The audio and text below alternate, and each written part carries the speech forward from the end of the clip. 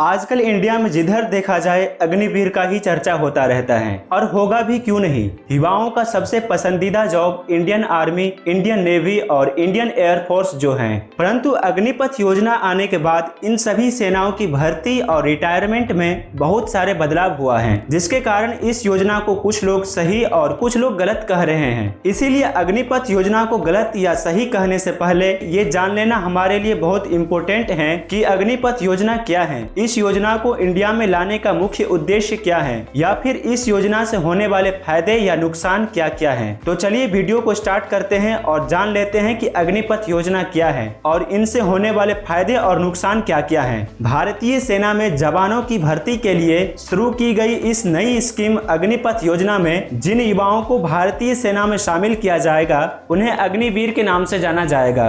इस योजना के तहत अग्निवीरों को 4 साल तक का सेना में नौकरी करने का मौका मिलेगा। अग्निपथ इस स्कीम के तहत जिन युवाओं को भारतीय सेना में भर्ती किया जाएगा उनकी उम्र 17 वर्ष 6 महीने से लेकर 21 वर्ष के बीच होनी चाहिए। हालांकि पहले चरण की भर्ती में युवाओं की उम्र में 2 साल की छूट दिया जा रहा है, यानी कि जिन युवाओं का उम्र 17.5 वर्ष से लेकर 23 वर्ष के बीच है, इस बार वह भी अग्निपथ स्कीम के तहत आर्मी भर्ती में अपना आवेदन दे सकते हैं। इस योजना की घोषणा 14 जून 2022 को की गई थी। यह योजना 17.5 वर्ष से 21 वर्ष के आयु वर्ग पुरुष और महिला दोनों उम्मीदवारों के लिए है।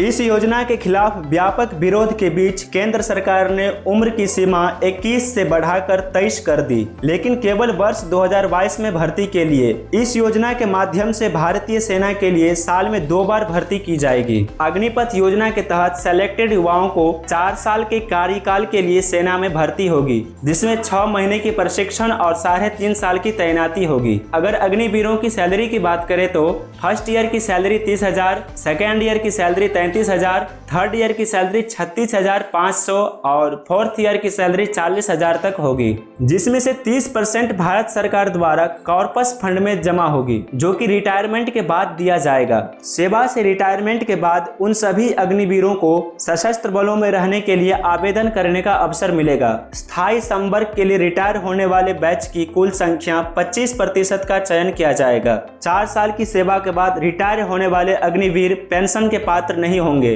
लेकिन कार्यकाल के अंत में लगभग 11.71 लाख की एक मुश्त राशि प्राप्त करेंगे। भारत सरकार द्वारा इस योजना के माध्यम से हर साल 45,000 से 50,000 नए कर्मियों की भर्ती करने की योजना बनाई गई है, जिसमें से कुछ पोस्ट के लिए फॉर्म निकल चुकी हैं और सितंबर 2022 तक इस योजना के माध्यम से 46,000 युवाओं की भर्ती करने की योजना है। आइए अब जान लेते हैं कि इस योजना को भारत में क्यों लाया गया और इस योजना का क्या फायदा यानी कि बेनिफिट है। हमारे देश में पहले हर साल लगभग 60-70 हजार सेनाओं की भर्ती होती थी, जो कि कोविड-19 महामारी के कारण 2019 से 3 साल तक सशस्त्र बलों में कोई भर्ती नहीं हुई। इस बीच 50 से 60 हजार सैनिक सालाना रिटायर होते रहे, जिससे देश में तीनों सेनाओं में जनशक्ति की कमी हो गई, जो सशस्त्र बलों की परिचालन क्षमताओं को प्रभावित करने लगी, जो कि देश की सुरक्षा के लिए बहुत ही नुकसानदायक है। इसीलिए सरकार के द्वारा इस योजना का शुरुआत किया गया है। अग्निपथ योजना की बेनिफिट की अगर बात करें तो सबसे पहले अग्निपथ योजना के तहत भर्ती प्रक्रिया पूरी होने से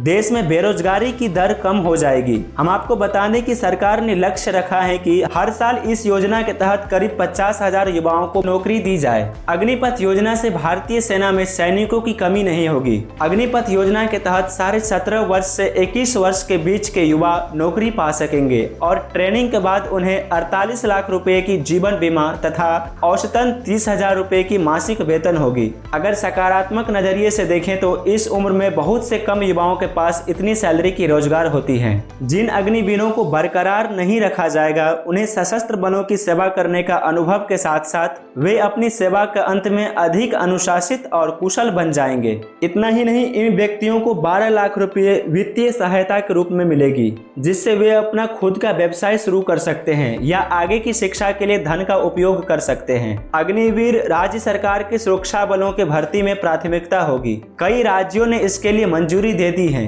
अग्निवीरों को एक प्रमाण पत्र मिलेगा, जिसे अग्निवीर कौशल प्रमाण पत्र के रूप में जाना जाएगा। इस योजना के तहत CA APAS और असम राइफल के भर्ती में अग्निवीरों को प्राथमिकता दी जाएगी। National institute of open schooling ने भी घोषणा की है कि वह अग्निवीरों को विशेष कोर्स मुहैया कराएंगे। अग्निवीर 4 साल की सेवा के दौरान अगर शहीद होते हैं तो अवधि के दौरान 48 लाख रुपए का बीमा कवर मिलेगा। इसके अलावा उन्हें 44 लाख रुपए की एक मुश्त राशि भी दी जाएगी। इसके अलावा 4 साल की नौकरी में जितना सेवा बची रहेगी उसकी सैलरी भी अग्निवीरों की परिवार को दी जाएगी। अग्निपथ योजना के लागू होने से सबसे ज्यादा हमारे देश के डिफेंस बजट पर बोझ कम यानी कि कम खर्चा होगी।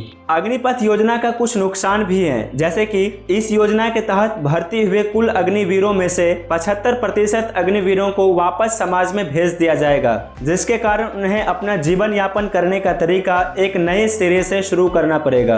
एक्सपर्ट का मानना है कि अग्निपथ योजना के तहत सेना में काम कर रिटायर होने वाले युवाओं का उम्र बहुत ही कम रहेगा और साथ ही उन्हें हथियारों से जुड़ी अच्छी जानकारी रहेगी। ऐसे में अगर रिटायरमेंट के बाद उन्हें नौकरी नहीं मिलती है तो देश में कानून व्यवस्था बिगड़ने की संभावना है। अग्निपथ योजना का यह सबसे बड़ा नुकसान है कि बीते कुछ साल के आंकड़ों को देखें तो देश भर में नौकरियां कम मिलती हैं और बेरोजगारी दर हर साल बढ़ते जा रहे हैं। ऐसे में 4 साल बाद नौकरी मिलना और भी मुश्किल हो जाएगी। इस योजना के तहत सेनाओं में अस्थिरता उत्पन्न होने की संभावना बढ़ जाती है। इस योजना में लंबे कार्यकाल, पेंशन और अन्य लाभों सहित कई चीजें नहीं रहेगी जो पुरानी व्यवस्था में थी। हम उम्मीद करते हैं आपके लिए ये वीडियो बहुत ही यूजफुल और हेल्पफुल होगा।